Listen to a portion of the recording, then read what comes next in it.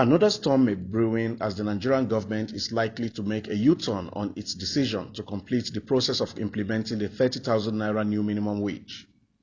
It took a fierce battle for the organized labor to force the government to reach a consensus on a new salary structure for workers. The president, Nigerian Labour Congress, Ayuba Waba, in an exclusive interview with Roots TV Nigeria, spoke on the next line of action if the APC government fails to keep their sides of the bargain. After succeeding in making the federal government approve 30,000 naira minimum wage for workers, the organized labor is insisting on a realistic time frame.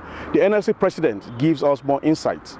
If there is any delay tactics, we will be mindful of that and will react at the appropriate time. But we thought that the process where we are is to say in good faith we have concluded our assignment.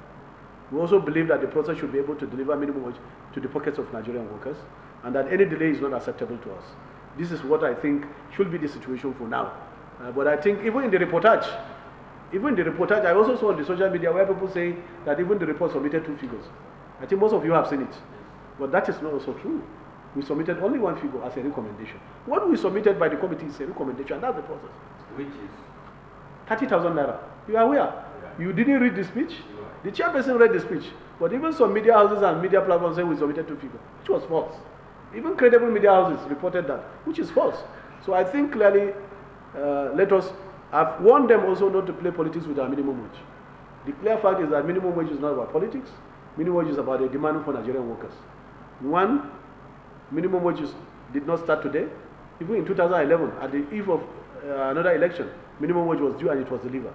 So clearly speaking, this is our point of argument. It's a valid demand. The demand needs to be met, and we will hold people by their words. If there is any change in their words, we'll also remind them you made this promise, and therefore you must deliver on it.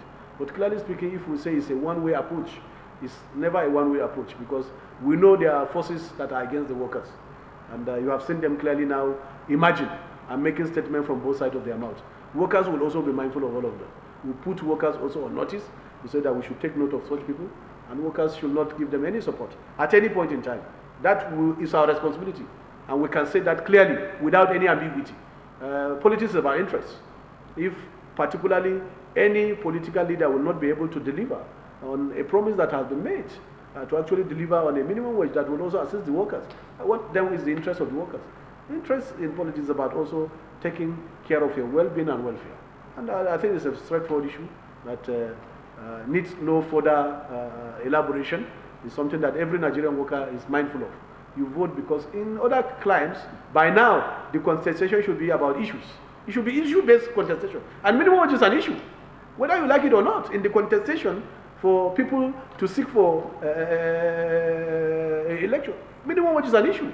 If in advanced economy like America, minimum wage is an issue.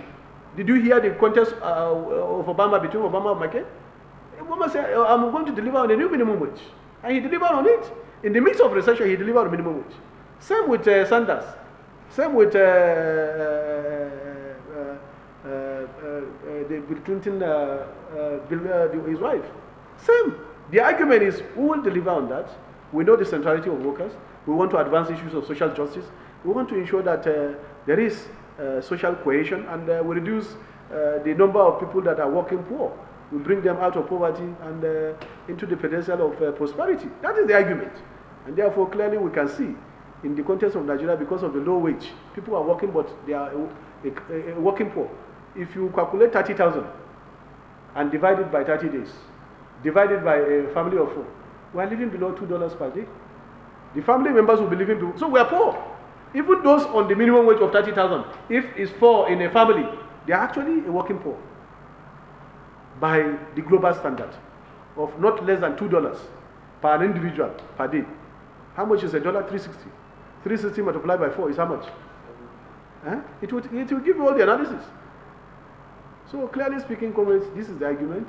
This is where we are, and I think let us try to ensure that those informations that we put before the public is credible. Yes. Despite all you have done, we all know the enemies of this process. And specifically, sir, if this government will still go ahead to say we are rejecting 30,000, what will be legal reaction? You know our reaction. I don't need to tell you. will also go back to the trenches. But I am sure that they cannot, not the governors this time around, because it's a process. A bill needs to go to the National Assembly. We would follow up what is the content of the bill.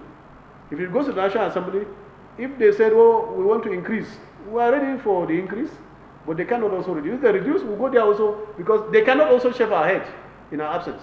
That's what I believe.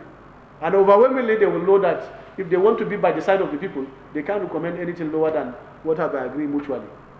So this is the argument. I know that the governors will put pressure to say that they should reduce even the 30,000. But we are not unmindful of that. And having not been unmindful of that, we must also be ready at all costs. In fact, they said the price for justice is internal vigilance. The price for liberty, anywhere around the world, is internal vigilance. And therefore, we are also very vigilant. We arrive here not because they want us to arrive here. The first step was they don't even want a report. Or a report that has 3 figures. The governor's figure, at the negotiation, but they want a report with 3 figures. Governor's figure, federal government figure, and then organized private sector and labor figure. That is not the spirit of collective bargaining. In fact, they acted outside the framework of collective bargaining. If you go to the media, when there is a collective bargaining process in place, and you go to the media and say, well, this is what I can pay. No, we are not slaves. Even artisans, I've said so, even artisans in today's world, mechanics, bricklayers, laborers, you negotiate their fee before they work for you. Talk less of a worker that is represented by his union. Can you go and do allocation? It's not poverty alleviation allowance. We are talking of salary. Salary is not poverty alleviation allowance that you can just throw on people and they will accept. No. It is, you are paying for my labor. I need to be part of it. If artisans in today's world, in today's Nigeria, will negotiate, can any mechanic work for you without negotiating how much you are going to pay you? This is the spirit behind the collective bargaining process.